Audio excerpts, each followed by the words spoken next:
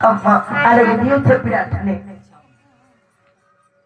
మూడుగుండు బట్టి ఆమె నుంచి జాబు రాసేంత వరకు మేము కానీ ఎవరు మాత్రము నీ ఆజ్ఞ లేనిది ఎవరు రాదు తల్లి.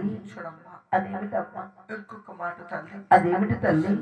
నీకి నాకే నాడుకోవడం తీరిపోతుంది.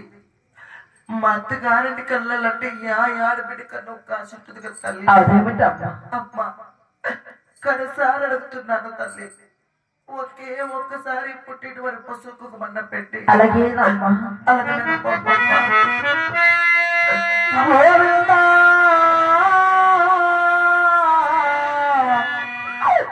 నారాయణ